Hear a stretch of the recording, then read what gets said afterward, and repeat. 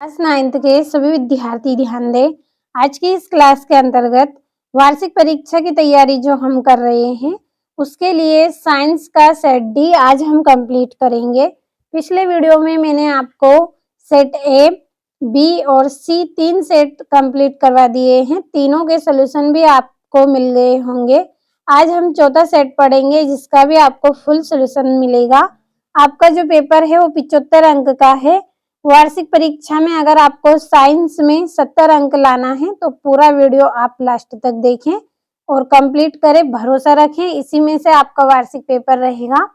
क्योंकि जितने भी मोस्ट इम्पोर्टेंट क्वेश्चन हैं सारे मैंने आपको बताए हैं और इस तरह के निर्देशांक आपको मिलेंगे हिंदी और इंग्लिश दोनों में। दोनों क्लास के लिए आज का पेपर रहेगा आपका।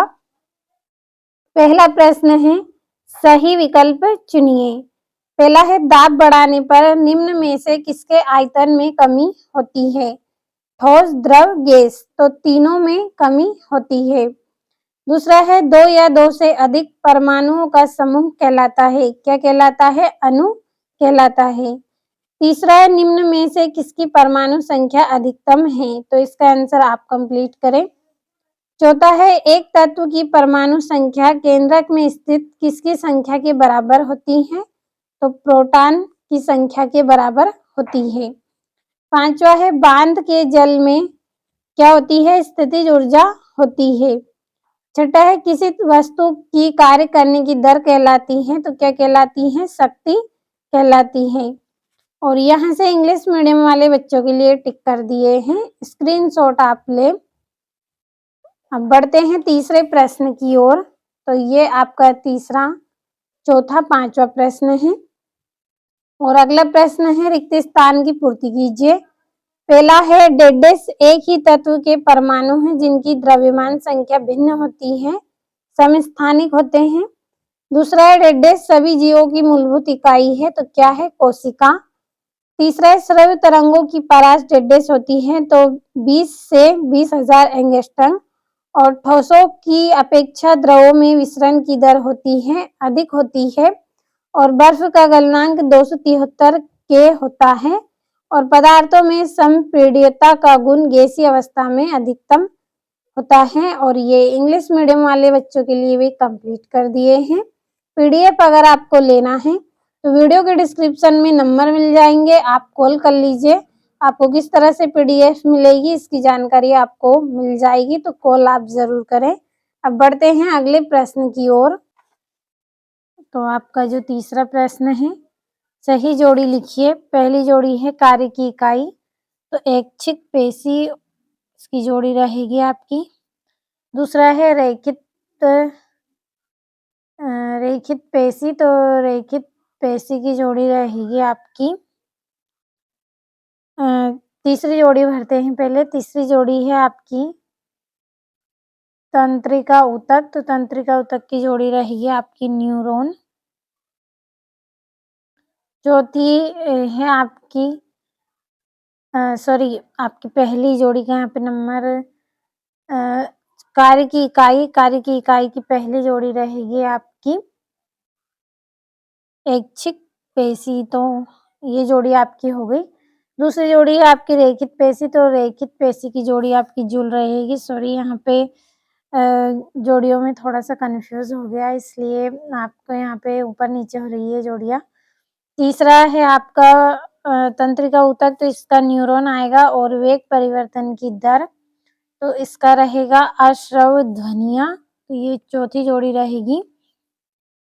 पांचवी जोड़ी रहेगी आपकी लाइसोसोम, तो लाइसोसोम की जोड़ी आपको करनी है। और 20 Hz से कम की आवृत्ति, तो इसकी जोड़ी रहेगी आपकी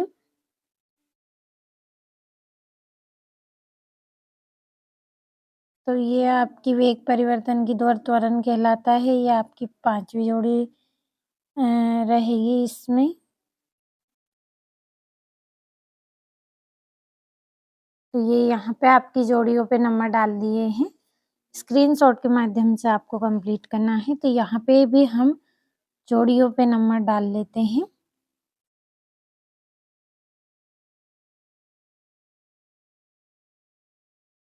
ये हो गई आपकी जोड़ियां। अगला प्रश्न, एक वाक्य में उत्तर दीजिए।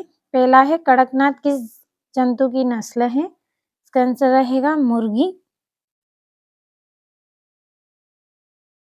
अगला, आत्मघाती थैली किसे कहते हैं? तो लाइसोसोम को कहते हैं।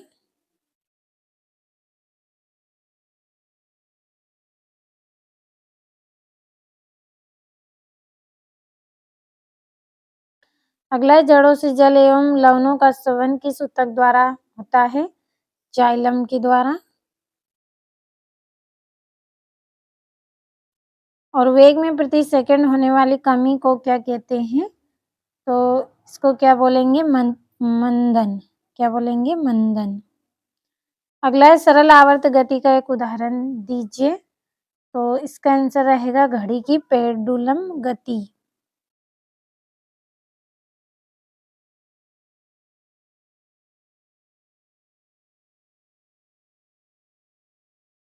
और गोखरू, गाजर, घास, मोथा किसके उदाहरण है? खरपतवार के। खरपतवार। तो आप जल्दी से स्क्रीनशॉट के माध्यम से कंप्लीट करें, क्योंकि समय आपका ज़्यादा नहीं लेना है, कम समय में आपको बताना है। तो यहाँ पे मैं टिक कर रही हूँ सभी प्रश्नों को, आप पढ़ लीजिएगा। और पहला सत्य, दूसरा सत्य रहेगा, तीसरा सत्य, चौथा सत्य, पांचवा सत्य और छठा भी आपका असत्य। इसी तरह से यहाँ पे भी टिक करेंगे, असत्य, सत्य, सत्य, सत्य, सत्य, असत्य। और ये आपके 2-2 नंबर के प्रश्न हैं। इन प्रश्नों के आंसर की पीडीएफ आपके लिए तैयार कर ली है। अगर आपको पीडीएफ लेना है तो वीडियो के डिस्क्रिप्शन में नंबर मिल जाएंगे, आपको कॉल कर लीजिएगा उन नंबरों पर। आपको किस तरह से पीडीएफ लेना है ये आपको बता दिया जाएगा। तो आप केवल नंबरों पे कॉल कर लीजिए, पीडीएफ आपको मिल जाएगी। और ये यहाँ से आपका 13वां प्रश्न है।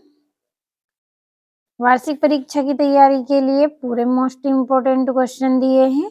भरोसा रखें, समय आपके पास कम है, तो अच्छे से आप कंप्लीट कर लें। ये 18वां हो गया आपका।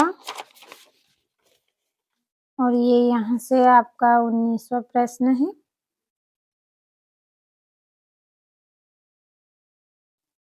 और ये आपका 20वां प्रश्न। और यहाँ से 23वां प्रश्न।